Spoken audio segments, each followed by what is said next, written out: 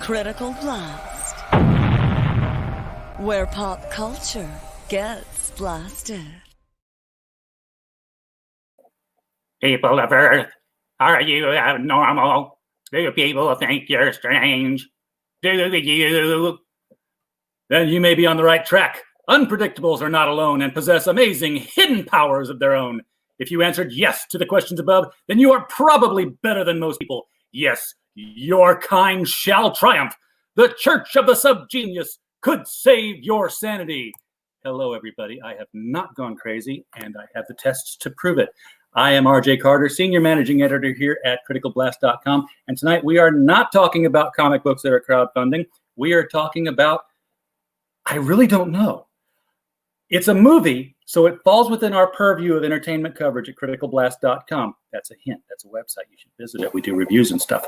So tonight, we are going to talk about a movie that we will have the review up for soon and will be on Amazon very soon, called J.R. Bob Dobbs and the Church of the Subgenius. And with us tonight, we have the director, Sandy K. Boone. Sandy, welcome to the show. Hey, thank you so much. I'm glad to be here. And we also have fellow Subgeniuses, the Reverend Ivan Stang. Reverend Stang. And Dr. Philo Drummond. Dr. Drummond, welcome to the show. Howdy, howdy. Praise Bob. Yeah. Praise Bob. I will be completely honest here. I ran into Bob 20 years ago on the internet, and nobody could tell me anything about what Bob was. Bob looked like he had walked right out of a Jack Chick tract to me. And it was interesting. I was like, I want to know more about this, but it's like everything I read was like, no, that doesn't track. I'd ask people and say, oh yeah, it's a Subgenius church. That's by design. Yeah, it worked. It worked because I kept overthinking, like Subgenius. That's like subconscious. It's like Satan's trying to get into your brain and unlock things. But it just means that I was overthinking it. So we have a movie now after so many years of you going viral before the internet. I guess my first question will be to Sandy. How did you find out what road led you to Bob? Well, actually, Doug and Philo were here. I'm not with Steve Wilcox. What do you want me to call you guys?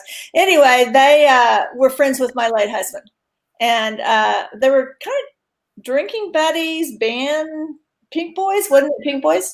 And they all were. They had a mutual friend, and they all met back. And my husband was Rupro De La Rosa, and he was just a crazy redneck bastard. His character, not him. It was actually so. Anyway. Sandy's late husband was an important early contributor to the Church of the Subgenius before we ever got, known all that well, and his contributions kind of worked their way into they were at the base of it. So Sandy and David Boone were there right at the very whole thing when we were all so innocent. Yes. And so anyway, 30 years later it was, and I contacted the guys. Dave had passed. I wanted to do something to honor him, and also to I felt like we needed to have the Subgenius, reinvigorated, I guess. I mean, not that it hasn't been keeping going, and bring it out here and let people, especially during this political situation. And then when I spoke with Ivan Stang, he was saying, they're all getting older, and they're concerned that if they pass away, that this fake cult is really going to turn into a real cult like Scientology or Mormonism. And so he agreed. Let's tell the truth on this doc. So that's the story. I guess that was my initial thoughts too when I first encountered it, those many decades ago, was that this was a real cult. And I guess, now having seen the documentary, and it's a joke, folks, spoiler alert, it was all a joke. How often did that come up where you had true believers in the church. Ivan, I think you need to tell that story about how, the crazies started coming in. So you wrote more character more often. Well, of course, the Church of the Subgenius really is a truly control cult. Some people got the wrong idea of what kind of mind control cult it was, and got mad at us later because they realized that we were basically laughing at people exactly like them. People who would believe all kinds of, well, basically what they most wanted to hear. That's what any good cult is all about, is you just tell people what they most want to hear. And you have to throw in some good new secrets. Every cult has to have a lot of secrets, and arcane doctrine. So, but you can always get to the secrets if you spend a little money. Well, our big secret was actually that we didn't really have any big secrets, and most people didn't need to be told that. That was pretty obvious from the get-go for most folks. But we have occasionally had to deprogram our own Kool-Aid drinking zombies. And it's not a pleasant process. It really isn't. They end up hating you for the rest of your life. It's not to say that it's not a real cult, because we are actually a real cult. It's not, it's just that some cults, are very serious, and we've always been kind of a jokey cult, lots of jokes and laughing and cutting up and stuff. And so, we don't like to take the cult business totally seriously. And people call us a joke that way, but that's not to say that some jokes aren't very serious. Just because it's a joke doesn't mean that it's not true. So that's the problem with joke religions, is that a lot of people don't believe they're true. True. Because we admit that it's all bullshit, that proves true, honest religion.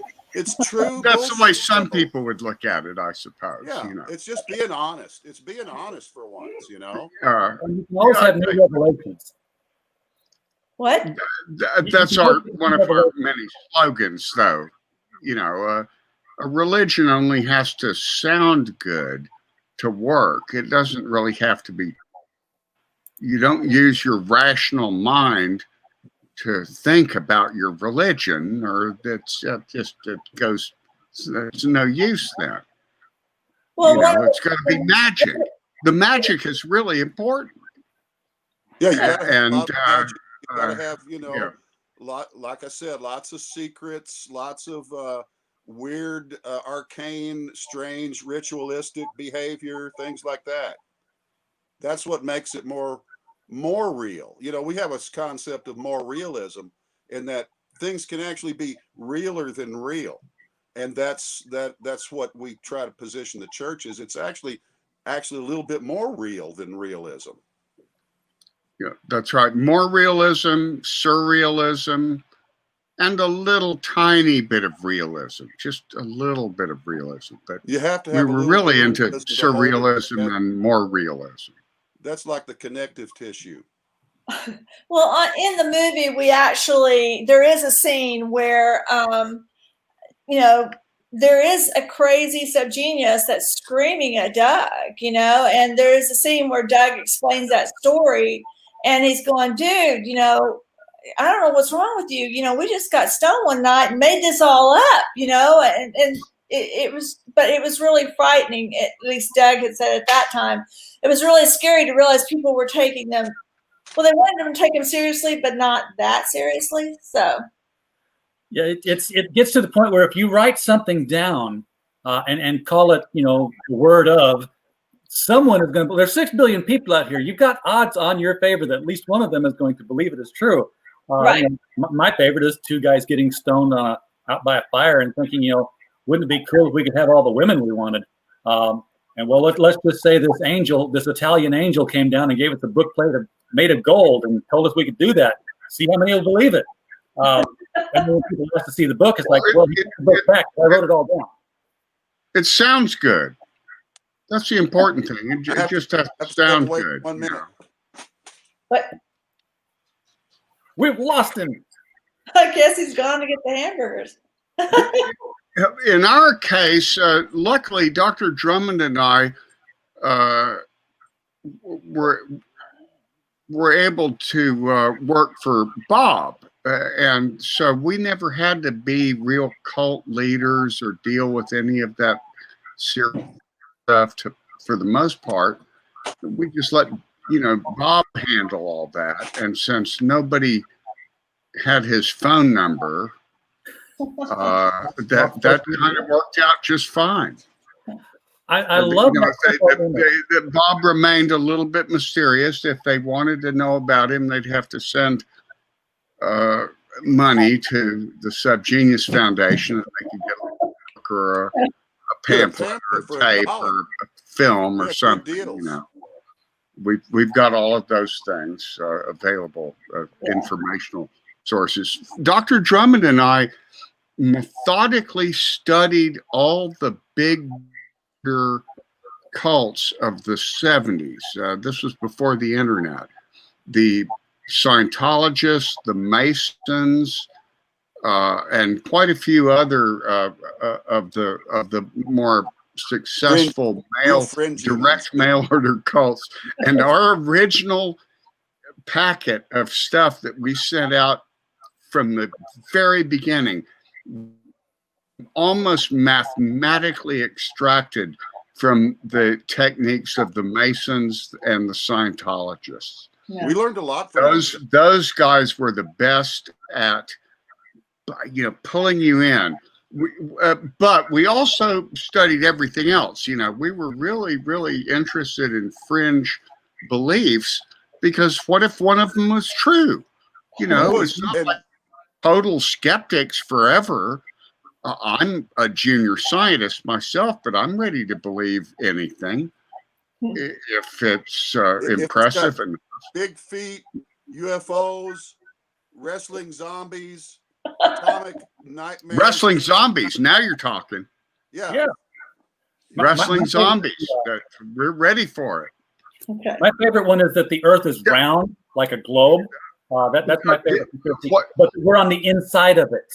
Yeah, sure. The inner hollow Earth. All your instruments of measurement shrink the further away from the surface you get, so that it feels like you're going further. I'm sure the hallucinator theory. Anyway, here's the point. Okay. Sandy Boone managed to make a movie that really explains the whole thing better than we ever could. And we tried. I'm a professional filmmaker myself, and we put together a feature-length documentary video called Rise that's been around for 20 years. Lots of people have seen it. Only subgeniuses understand it. Sandy was able to translate the material into a form that just almost any audience would end up sitting in the theater and watching it and standing up at the end and going, "Yay, kill all the normals." That's quite an achievement. We were not able to do that. Sandy, being a nicer person than Dr. Drummond and me and the rest of the old guys, was able to translate it into a form that was still very, very smart alecky and attention getting and funny. But I've been in theaters where it was shown, and it's like everybody likes it. They get it somehow. Sandy did hire some of the best people. Her photographers, her co-writer, her editor, her sound person, all of those, her producers were really, really top notch. And I know this because I was in the business before. I've never been so impressed with the professionalism of a documentary production as these folks did. It's a very And good. I trusted Sandy, and I gave her all my home movies, We did. all the home movies from 1,000 years of Subgenius stuff. She and her editor, all that stuff, and lucky them, pare it down to the things that really work. Reverend Stang is also like almost like on the hoarding level of keeping his old stuff, you know. So he has like stuff from his grade school yearbooks and things like that, you know. He's a real archivist in that sense. That's true. And so we had a huge storage unit, and we only used maybe a 18 by 18 box of the material, and a lot of the material was from what, Doug, the 70s, 80s, and so I had to get those things. People go, "What took so long?" And I'm going, "We had to get this all put into film form that I could actually use and view." And then I gave him boxes of Betamax, VHS, oh, 8mm film, Super 8, 35mm film, DV, cassette, Super 8, every format you can. Oh, and not to mention 3/4-inch U-matic video. Right. That's most of the best stuff was on that. So it's really a nice cross section of all of the technologies that we've acquired over the last 50 years. Yeah, that's true. And are all these on display at the Church of the Subgenius Museum? I would hope. Yeah. Oh, yeah. I curate the Destruction Evidence Museum here in Glen Rose, Texas, where you can come visit our displays of Subgenius fossils, as well as really unusual Cretaceous fossils. This area is famous for dinosaur tracks. We have a few. We have a fossil alien skeleton from the Cretaceous, fossil robot skeleton, a fossil devil skeleton. Not kidding. You come here and I'll show you the damn skeletons. They're at least as good as the ones at the Creationist Museum down the road. And we really do live in a scientifically rich and diverse area. You'd have to go some ways to go above and beyond the call of the wild down in Doniphan, Missouri, which isn't there anymore, because they had Bigfoot. They had a stuffed Bigfoot in there, and Bigfoot looks a lot like a gorilla, and where they shot him looks a lot like bubblegum. But we went in and saw it every time we traveled through there when I was just a child. Philo, were you at the first Devival? Yes. So this is Philo was at the first everything. Okay, that's true, but I didn't know if he made the trip. Philo was there. The first Devival, the one where we had the wino that joined us and coined the phrase, "If I can't whip it, I'll go down." That was at Buck Naked's house. I guess that was the second or third Devival, probably. Yeah, no, they're talking about the very first one was at your house on Merrimack with the Pink Boys. It was a Pink Boys concert. Yeah, it was I think we had a pajama, wasn't it? We had a pajama party that night. Maybe. I think everybody had to show up in pajamas. Now, for the people in the audience who are not here because they know you guys already, and thank you for coming, by the way. Appreciate everybody here. Please explain what a Pink Boy is so they don't confuse it with a Proud Boy. Well, there's probably a lot of the Church of the Philo. You why don't you go ahead and take that one?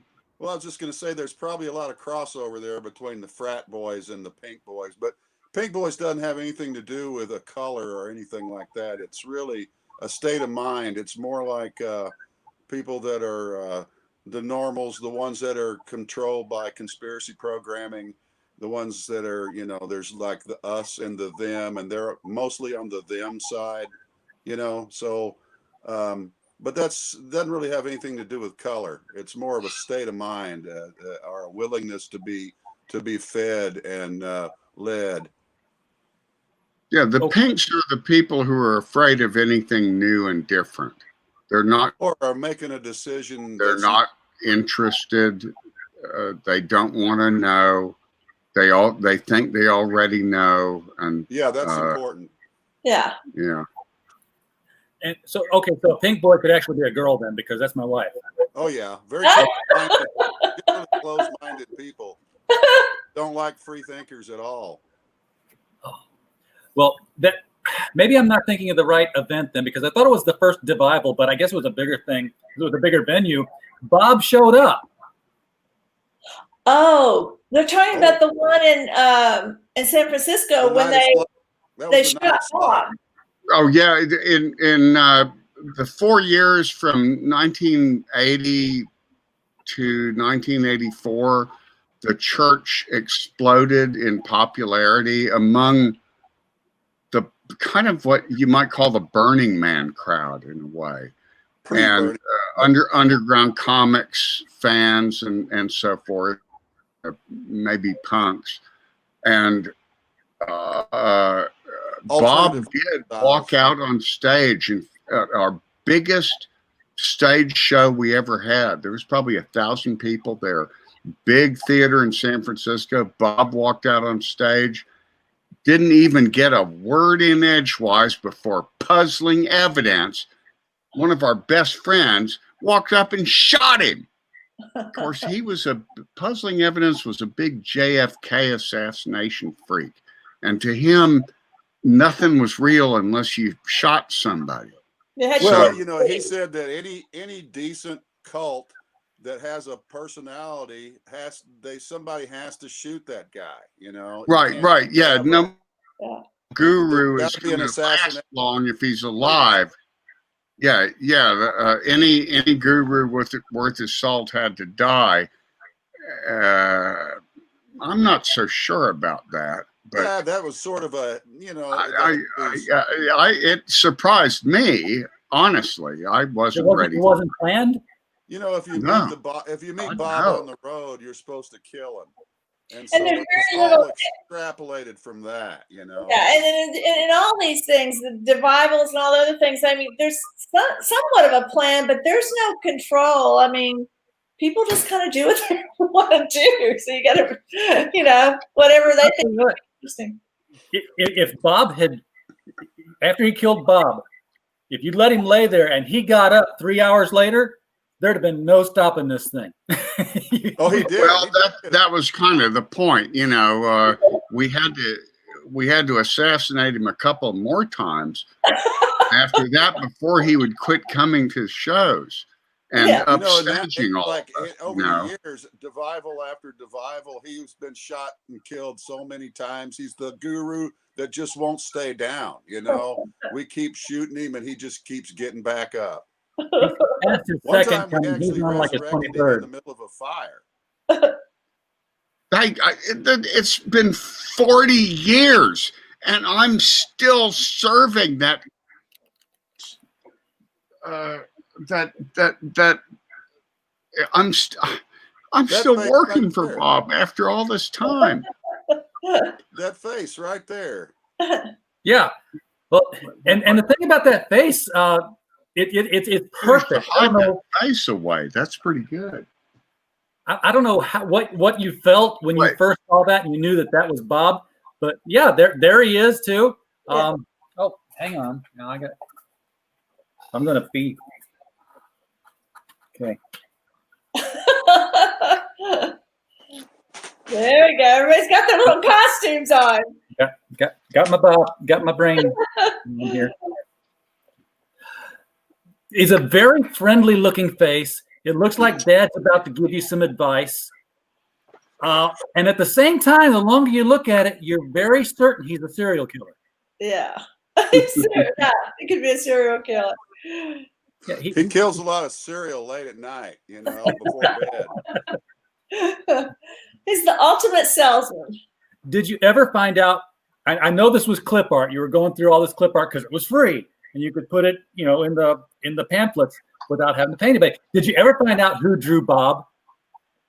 It was actually based on someone had rendered some unknown artist rendered Bob's face from a real photograph. Yeah, we found photograph. old ads with the photograph of Bob, and the photograph had been, how they put the dots on it for newspaper reproduction and everything, and that's the closest to the actual photograph we ever got. But you can tell that it was based on a real person's face, the real Bob. Obviously, he was just doing his thing back. It was originally a photographic piece of clip art, and then somebody kind of changed it into more of a graphic. They repainted it or something. And they just re-rendered it, like if you drew over the original photo. It's immortal. I mean, you go to Pompeii or ancient Rome and you'll find graffiti of Bob's face scratched into the walls and tattooed onto the dead Pompeian fossil people. There's been Bob fans around for literally just about as long as history. There's lots of anachronistic anomalies, and that we discovered this stuff in the past. It couldn't possibly exist, and yet there it is. It's the whole thing, like when you find out that Jesus smoked Chesterfields. Wow. Like they had the cigarettes were existed back then, but somehow that's what happened. But you got to have faith. It's still a faith-based. It's kind of a faith-based, but it's more of a face-based religion. It's a face-based religion. It's not really faith-based with a TH, but face with a C.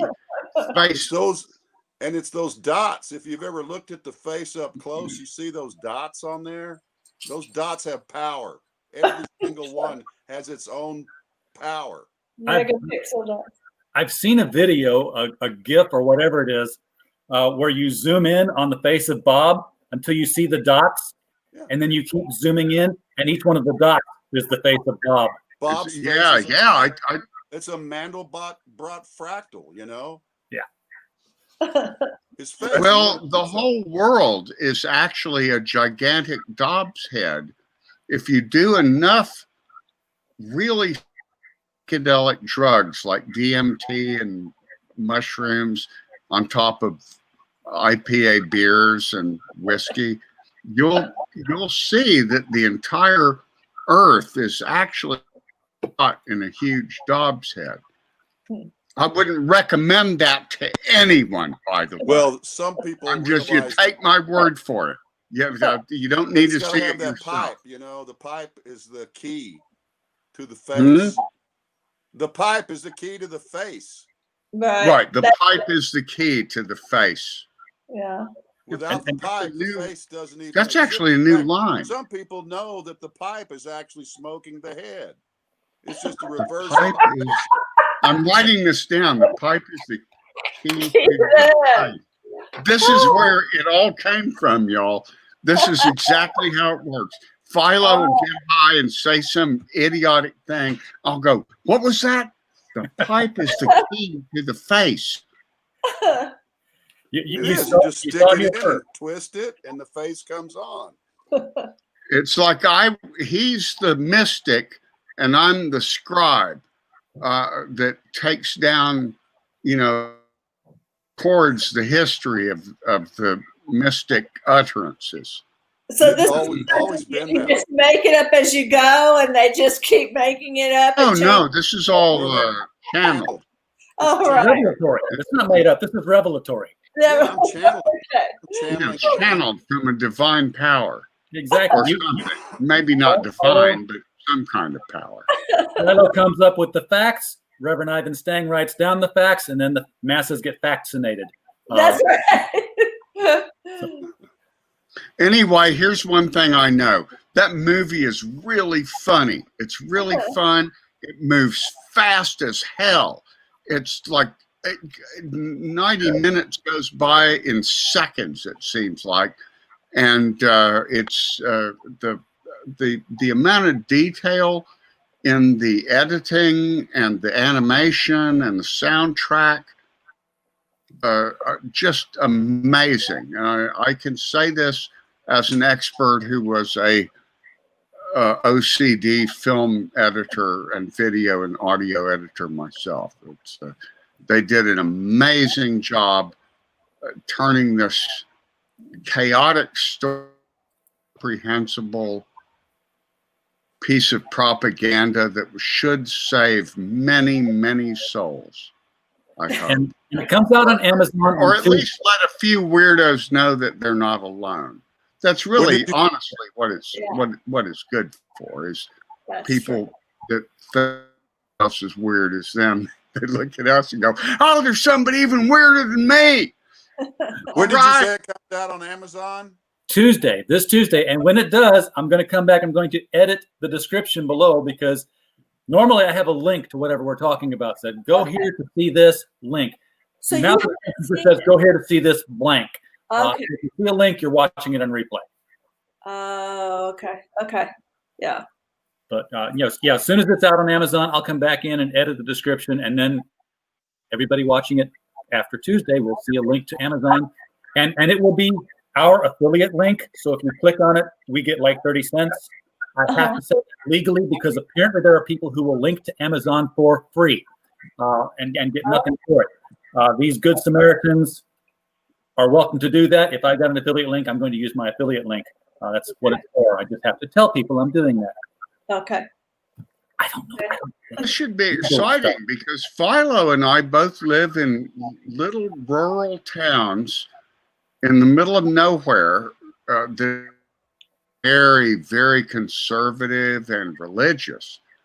And as soon as this movie comes out, I'm sure at some point there's going to be people going, "Who's that? That guy's right here in Glenrose. Let's go get our torches and burn down this castle." Yeah. He lives closer to rednecks than I do. Yeah, that's true. I've been dreaming of that since childhood.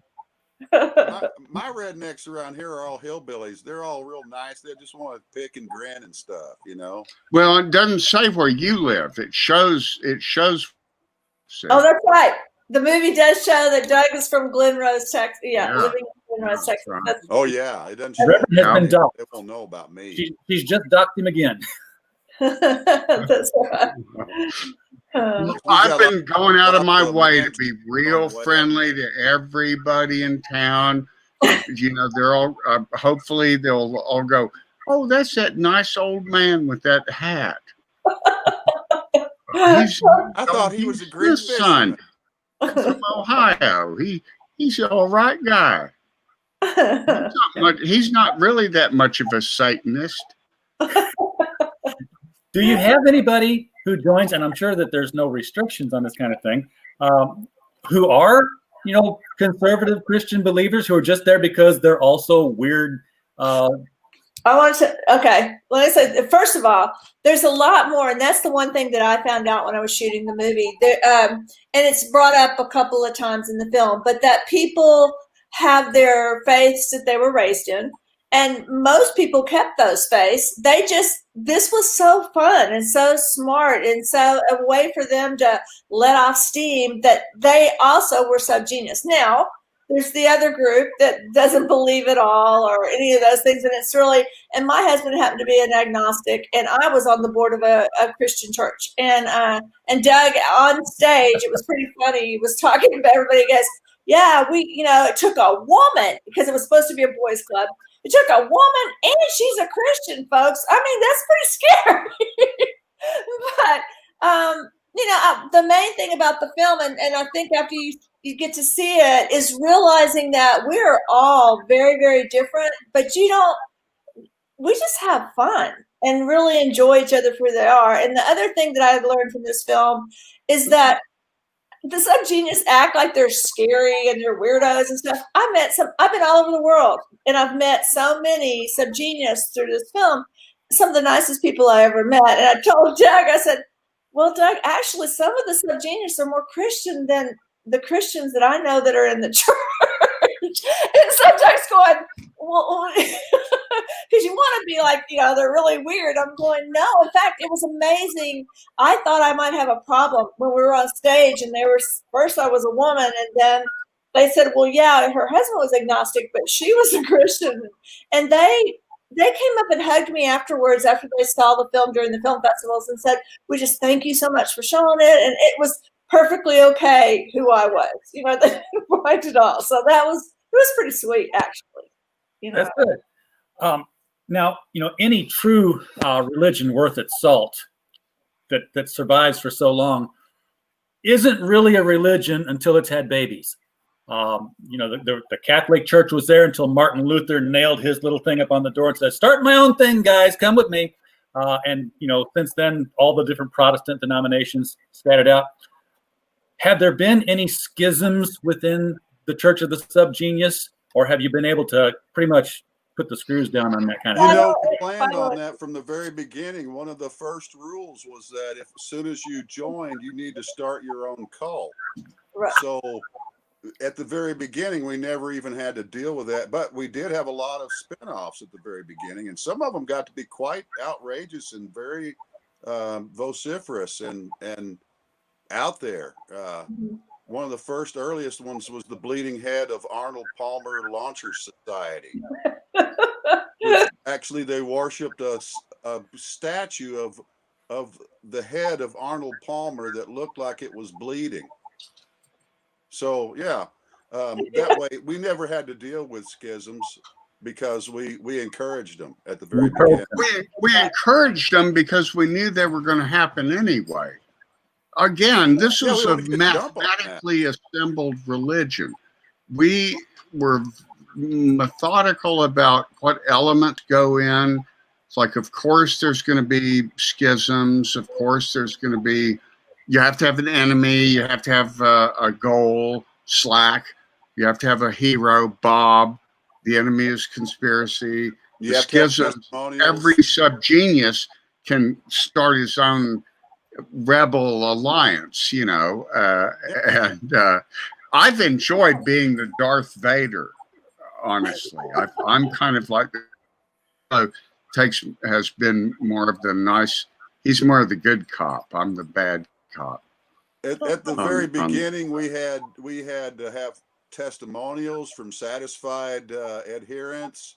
We had to have all the accoutrements of every religion, that so you could see that it was legitimate, and some of the other things we had early on were, besides the testimonials, we had a questionnaire that the potential inductees had to fill out, a very, very detailed questionnaire.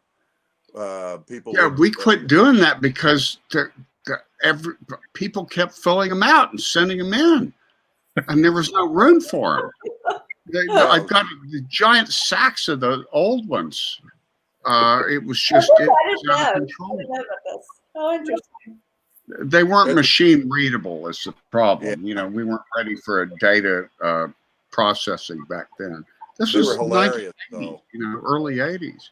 And you were able to spread the message so quickly, surprisingly quickly, without the machine age upon us. I mean, I can only imagine. Well, we had friends in low places.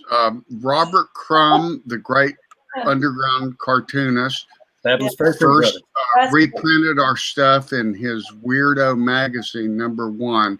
A lot of people saw it there. Heavy Metal magazine, the editor of that.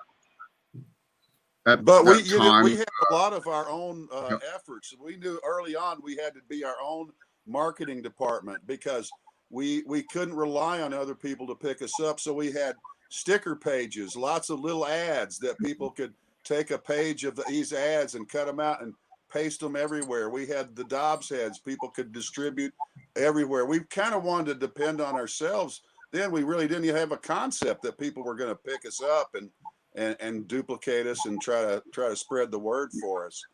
We later learned that that's called Samizdat.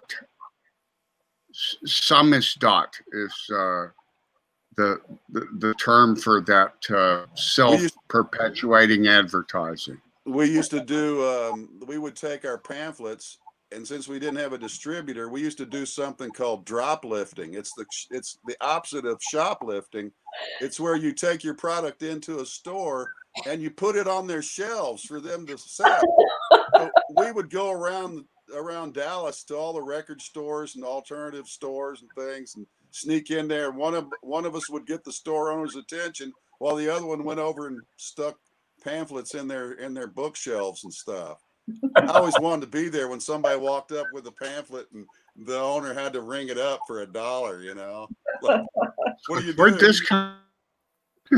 Well, these weren't like the Jack Chick tracks where you put them in the back of the urinal pipe while somebody's in the bathroom and you pick it up from there. Who's going to pick something up? Well, those were a big inspiration for the whole Church of the Subgenius. Honestly, our original concept was that we were going to publish something we could leave in laundromats, like Chick tracts and Jehovah's Witness pamphlets, both of which, by the way, I consider to be admirably made, really, really well done. The Jehovah's Witnesses art style was a huge influence on the Subgenius look in general. And of course, Jack Chick, I mean, give me a break. I mean, that guy was like one of the underground cartoonists of his time, albeit completely insane, but it was still great stuff, you know. A good friend of ours produced a feature-length documentary about Jack Chick called God's Cartoonist by Kurt Kirsteiner. If you Google God's Cartoonist by Kurt Kirsteiner, it's a really good documentary about the whole Chick tract world. It's not in any way offensive, and yet it's really funny. Dr. Hal Robbins and I do a lot of commentary on it in a way that's so polite. You'd never know that we think this guy's a complete maniac. We're some of those things very scared appreciative, and that makes it all the funnier, actually. God's Cartoonist by Kurt Kirsteiner. Now, have you ever run one of the people who's in the Subgenius movie quite a bit? He's a very articulate Subgenius preacher. He's one of the conservative. He's one of what you might call the non-liberal geniuses. He got us in trouble a couple of times too. He sure did. He got us in a lot of trouble. He used to be an expert at calling in on call-in talk shows and things and getting them going, and then dropping the bomb. The best Subgeniuses got us in a lot of trouble. Dr. Legume got us into trouble. Bless his heart. Papa Joe Mama. There's Sterno. Janer, the whole Doctors for Bob gang in Little Rock, they got us into tons of trouble. Which is all situations. Yeah. The negative. They were the greatest Subgeniuses. Have you ever, now that it's out, you had these influences from the Jehovah's Witnesses and the Chick tracts and stuff in the formative years of the Subgenius. Have you ever run into any of those people and had their reaction, oh my God, what have we wrought? We're responsible for this? Not like we wanted, really. Early on, what we had to do, we had to be our own enemy. We knew that people would pay more attention to us if we had a good enemy that was attacking us. And so we started our own alternative hate group called the Citizens for Normalcy. And we wrote some tracts condemning the Church of the Subgenius, and they were, ruining the kids and ruining the schools. There's so many drugs and horrible UFOs and cult stuff. You got to get control over this. It was Citizens for Normalcy was our best enemy. And of course it was us, but who could do it better than us, right? We have met the enemy, and he is us. He is us. So, what kind of a boom? I imagine you had to have seen a massive influx in interest once there was bulletin board system and the birth of the internet.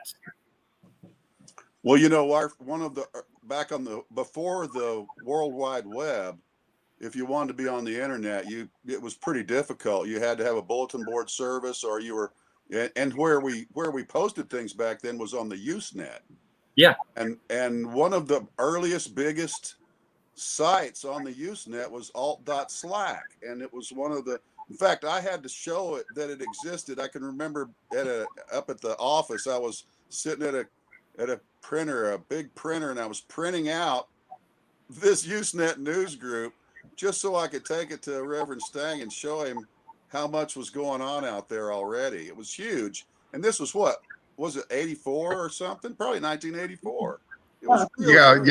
Yeah. We Church of the Subgenius was showing up on Usenet in the early 80s. It dates really far back because of the geeks. Yep. You know, the geeks and weirdos, the nerds, and all those OCD victims, and comic book nuts, and that's all I am is comic book nuts here. I mean, that's pretty much all we do all day long here is movies. I will say that we've moved into publishing.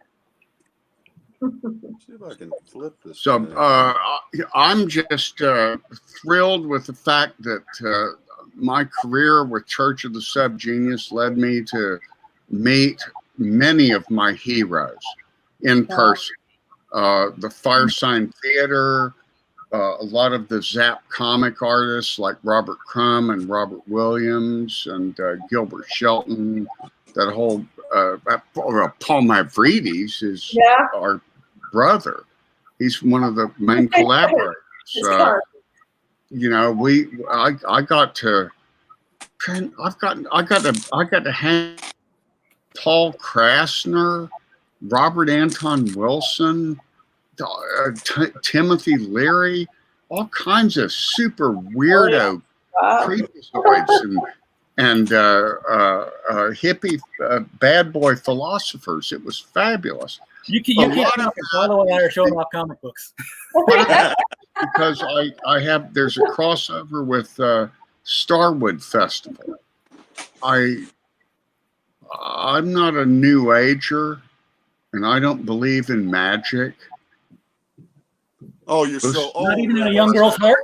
But I married a lady who runs one of the biggest pagan world music, new age, hippy dippy festivals in the country. Oh, look, here's more. And I ended up meeting people that I've made vicious fun of. I really, really mocked the Wiccans and the Church of All Worlds and all those people, the Discordians. I professionally mocked them, and now they're my buddies. The only ones who get this, the only ones I don't know are the Flying Spaghetti Monster. I don't know any Flying Spaghetti Monster people. Oh, okay. I know the late Carrie Thornley from the Discordians. You know, I knew Robert Wilson and Robert Shea. Wavy Gravy. All these bizarre old hippies. And I never met the Flying Spaghetti Monster people. Oh, I didn't realize that. Yeah. Huh. The Rastafarians are an interesting group. You got a spinner rack, man. I've got 20. Philo was in San Francisco. Falling over their comic book. Was a Burning Man for every year for years. He knows all the super weirdos of the San Francisco, California area. That's all, you know, old. That's water under the bridge for us old folks. I'm so glad I had this discussion. There for discussion. 17 years. Ken Kesey was our was a Subgenius. Yeah. I'm going to have Reverend to. Hardly Visible was his secret name. I'm going to have to satirize now the Church of the Subgenius in my next book, because I had to separate that out. Critical Blast is a publishing house. We do publish other people's books, like our last anthology, The Devil You Know. This is where I shill a little bit. Okay. And this is 20 stories about people's encounters with Old Scratch and what they do with it. But then outside of Critical Blast, I write for another publisher, Destroyer book, where I get to chronicle the adventures of Remo Williams. And they're always satirizing something in a Destroyer book. And now I want to bring the Church of the Subgenius in there somehow in my next book. I don't know how yet. I'll shoehorn it in some way. Okay. Well, you'll be in real good company. The problem is, I heard you mention this. We've been dragged into all kinds of weird little fringe series and things. You never know where the Dobbs head pop up. Well, Pee-wee's Playhouse had the Dobbs head. What else? Pee-wee, yeah. Yeah, Paul? It's been actually joined the church. That thing. It's been amazing some of the places it's turned up. Yeah, exactly. And that's. Do you have some? I can't think of them off the top of my head right now. What was the late night show? The Dobb head was in the back. The late night. David Letterman. His Dobb had Bob Dobbs in the back. David Letterman had a Dobbs head in the background for a long time, but one of his producers told him never to have us on his show. Oh, really? Yeah. There was a producer that was against us. I had a friend, Bleepo, was involved in New York production back then. Okay. Anyway, it's all for the best. Everything worked out perfectly. Yeah. Philo and I both live on beautiful properties full of Bigfoots and monsters. And Sandy directed the best movie about Church of the Subgenius that's ever been done, even though she's a Christian. Right? That proves it, man. Oh, yeah. So funny. Now, this will be available for streaming. Huh? So we're real how everything turned out. This movie, J.R. Bob Dobbs and the Church of the Subgenius will be streaming this Tuesday, available on Amazon. If it's after Tuesday, the link will be down there. Before Tuesday, you're going to have to wait. I'll put the link down there. Okay. Will it be coming in on DVD anytime soon, or is it a simultaneous release? No. The distributor said that we had to see how well it did on VOD, and then he was going to take that option to do a DVD. Now, I'm required because I had a Kickstarter, and so I will be doing DVDs to give back to many people for their investment. And so I will be making.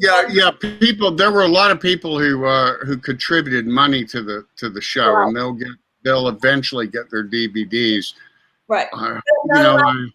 Who even watches DVDs anymore? Everything's like streaming. Well, but I am working on Sandy, as you and I and the distributor all know, the minute that thing gets out, there will be bootleg DVD. Oh, of course. And he knows that. That's why he didn't want me to make DVDs until after it premiered, and we started making some money. So it's just you gotta remember, there's all these Subgeniuses out there, and the first thing they're going to do is they're going to bootleg that DVD. That's true.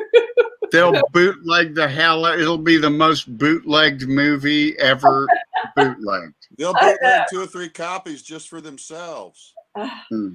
That's pretty sad. And I keep trying to tell them, guys, we did not make any money on this movie. We really need to make some money on this movie, please. No kidding, y'all. This is not a low budget documentary feature film. It's a labor of love. A lot. You can tell by looking at it. I'm over. It's a really, really high Am I over? buck project with a lot of work put into it. I mean, all this animation and editing and stuff. I know how long all that takes. I used to do that myself. And even if you download a bootleg DVD, you should go ahead and pay to see it. Yes, please. Twice. 3 times. Pay, for all your family members. Pay to see it, even if you don't want to see it. Just stream it and walk away. Right. Yeah, exactly. whatever. You can buy the book and never open it. There's looks it's a great coffee table book, that's for sure. Yeah, we're still trying. It's worth it.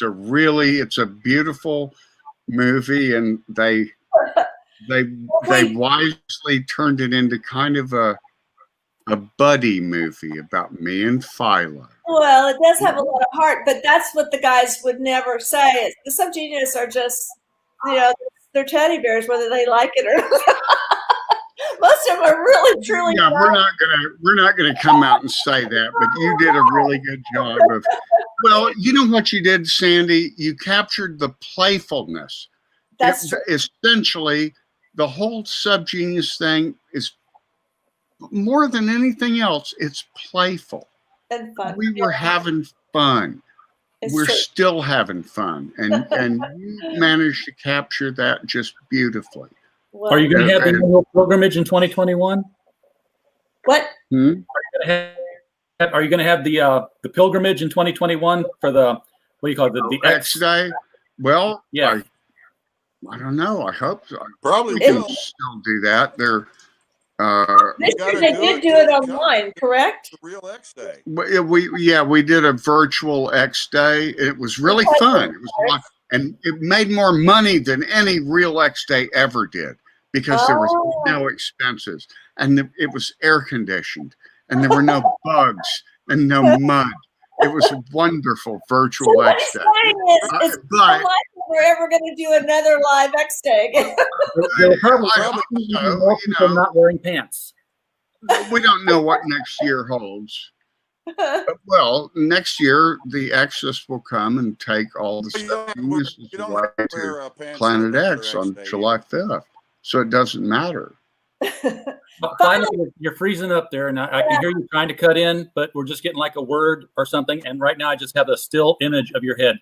Right. We can type right in it right there, and it would be perfect. This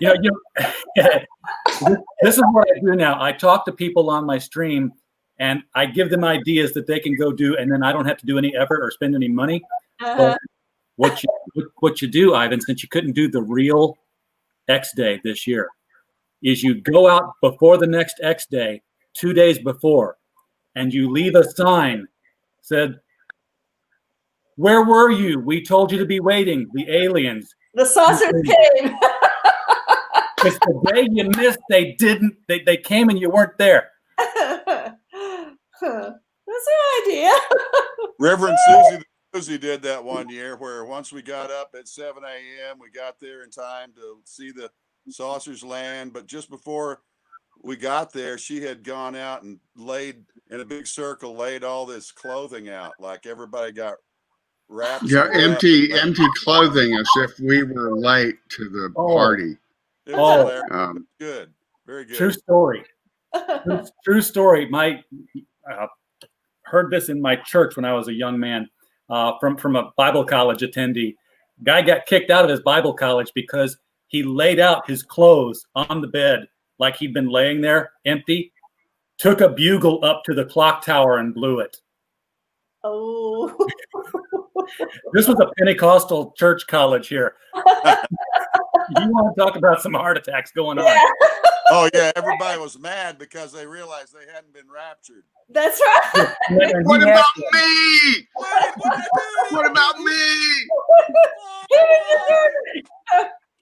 Oh, there's going to be many will be saying, "What about me?" when the rapture comes, my friend. When the rapture comes, many will be saying, "But what about me? I was a good Christian. I went to church every week. I praised President Trump. I was a good Christian.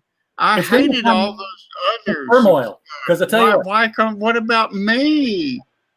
everybody who's here is The going to be going, judgmental will be at the judgment, my friend. yes. I had them crackers.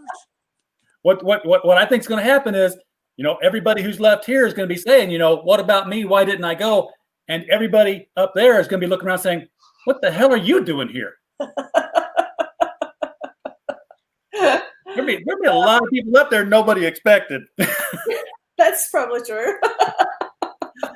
Sandy, if you got the Kickstarter up and running, or if you haven't launched it yet, send me a link to that. We'll include that as well, and we'll start promoting that on our Twitter channel. We already did a Kickstarter. We did it 2 years ago. So yeah. So that's already done. Yeah. I thought it was a new thing. Yeah, and then we did win. We won 3 festivals, and I traveled all over the world doing, showing the film and stuff. And we were just late in getting a distributor because I didn't feel comfortable with who I met. I wanted someone that truly appreciated the film and would promote it. And that's when we got Black Star we won the Dallas Film Festival, and they said, I want you to meet so-and-so. And that's the only reason I was able to find a decent distributor and get this film out there. So. Well, it really is worth your while watching it, guys. Check this thing out on Amazon streaming. Get it a couple of times so that you can get a DVD, because I'll tell you what, I'm old school. I want my hands on stuff. I don't get digital comic books. I stream digital movies, but by golly, I will own a copy if I can, because they can shut that stuff down and you don't own nothing. But they're going to have to come into my house and pull my DVDs and books out of my cold, dead hands. That's the way I feel. Yeah. I want a hard copy. Hard So copy. I can still watch it. I print out a hard copy of Twitter every morning and go read it in the bathroom. And then I come out at 6. Guys, appreciate you all coming here tonight. Is there anything about the Church of the Subgenius, and this is an open-ended question, that you've been waiting for me or somebody to ask, and they've never given you the question? They've never opened the door. Subgenius.com. Subgenius.com.